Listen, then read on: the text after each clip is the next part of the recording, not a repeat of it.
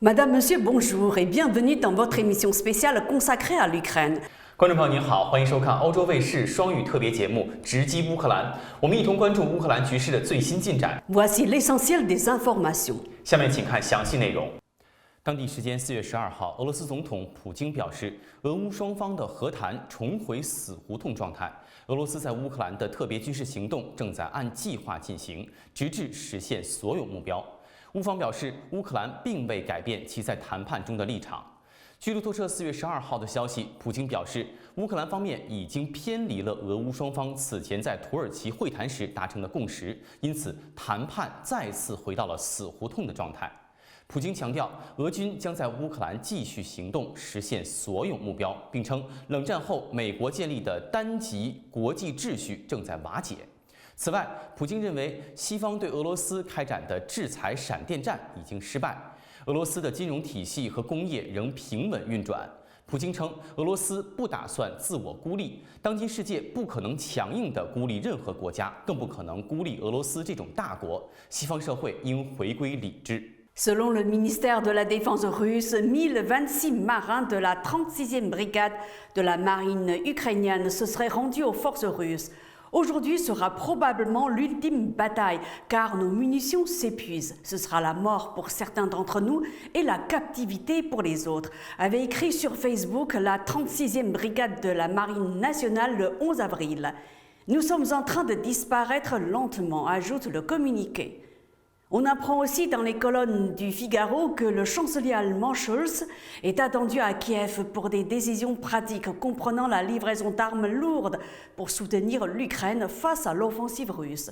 Notre président attend le chancelier pour qu'il puisse prendre immédiatement des décisions pratiques, y compris la livraison d'armes, a déclaré le conseiller du président Zelensky sur la chaîne publique allemande ZDF. En particulier, le sort de Mariupol et de la population à l'est du pays dépend des armes allemandes que nous pouvons obtenir, mais qui ne viennent pas, souligne ce conseiller du président Zelensky. Il a toutefois noté les progrès de Berlin qui avaient commencé par le refus pour en arriver à la discussion de la fourniture d'armes lourdes.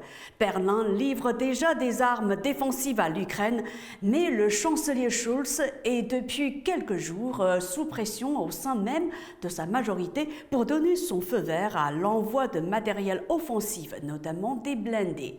Les ministres des Affaires étrangères et de l'économie, poids lourds écologistes du gouvernement allemand, ont appelé le chancelier à trancher en faveur de ces livraisons. 日前，法国总统马克龙表示，他不会只是为了进行外交访问，或是追随其他欧洲国家领导人的步伐而前往乌克兰，而是希望访问乌克兰能够带来实际效果。据今日俄罗斯4月12号报道，马克龙表示，我已经准备好做任何事情，比如前往乌克兰首都基辅或者是其他乌克兰城市，但我希望我所做的都是有用的。如果我这么做，我希望能为推动解决俄乌冲突带来一些新进程。马克龙强调，他不会仅仅出于随大流的心态前往乌克兰访问，但他对目前部分欧洲国家领导人和欧洲官员访问乌克兰的做法表示欢迎，称这展现了欧洲与乌克兰的团结。报道指出，本月早些时候，乌克兰方面公布了一系列该国布查市平民死亡的视频和照片，称是俄军犯下了这些暴行。对此，俄罗斯国防部回应称，乌方公布的视频和照片都是摆拍，是乌克兰政府的挑衅行为，否认了乌方的指控。俄罗斯总统普京4月12号表示，布查事件是假新闻。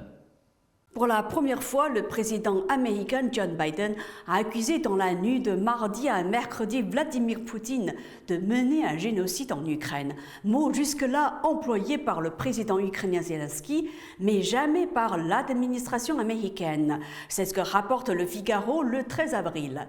Oui, j'ai appelé ça un génocide, a dit John Biden à des journalistes lors d'un déplacement dans l'Iona quelques heures après avoir évoqué ce terme lors d'un discours consacré à la lutte contre l'inflation.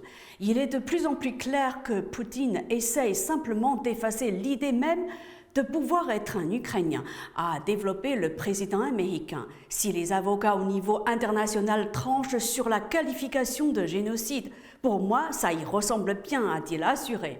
John Biden a affirmé que les preuves s'accumulaient concernant les choses horribles qu'ont faites les Russes en Ukraine. Il a prédit que le monde en découvrirait encore davantage sur la dévastation. Quant au président ukrainien Zelensky, il a salué sur Twitter les vrais mots d'un vrai leader, car appeler les choses par leur nom est essentiel pour s'opposer au mal tout en réclamant en toute urgence plus d'armes lourdes. Toujours selon Le Figaro, sur le terrain, la situation continue de se dégrader. Entre 20 et 22 000 personnes sont mortes dans la ville de Mariupol, a déclaré mardi le gouverneur ukrainien de la région de Donetsk lors d'un entretien avec la chaîne de télévision américaine CNN。塞内加尔总统现任非盟主席马基萨勒4月11号在推特上表示，乌克兰总统泽连斯基已请求向非盟发表讲话。据法新社报道，萨勒在推特上说，他与泽连斯基在电话中讨论了乌克兰局势对经济的影响，以及支持对话，进而以谈判的方式结束冲突的重要性。法新社指出，非洲国家在乌克兰危机上的立场各异，包括塞内加尔的24个国家在4月7号联合国大会有关俄罗斯联合国人权理事会成员资格的投票中投了弃权票。另外，有9个非洲国家对暂停俄罗斯成员资格的决议投了赞成票，9个非洲国家投了反对票。Alors que le président américain John Biden a déclaré que Vladimir Poutine commet un génocide en Ukraine, le président français Emmanuel Macron se veut plus mesuré. Je dirais que la Russie a déclenché d'une manière unilatérale une guerre brutale, qu'il est maintenant établi que des crimes de guerre ont été faits par l'armée russe et qu'il faut maintenant en trouver les responsables, a-t-il expliqué. C'est une folie ce qui est en train de se passer, c'est une brutalité inouïe. Mais je regarde en même temps les faits et je veux essayer au maximum de continuer à pouvoir arrêter cette guerre et à rebâtir la paix. Donc, je ne suis pas sûr que l'escalade des mots serve la cause, a-t-il ajouté. Pendant ce temps, on apprend que le président polonais Andrzej Duda et ses homologues lituaniens, lettons et estoniens se rendent à Kiev pour apporter leur soutien à Volodymyr Zelensky et à l'Ukraine, a tweeté le chancelier polonais Kumicz. Ces 4 pays ont subi l'occupation russe depuis le XVIIe siècle, selon Le Figaro, et soutiennent l'Ukraine avec vigueur depuis le début de l'offensive russe en Ukraine. C'est la fin de votre émission spéciale consacrée à l'Ukraine. Merci à vous de l'avoir suivi. Mandarin TV continue de suivre de très près l'évolution de la situation en Ukraine. À la prochaine. 感谢收看这一期的特别节目《直击乌克兰》。有关乌克兰危机的最新进展，欧洲卫视还会持续关注。咱们下期节目再见。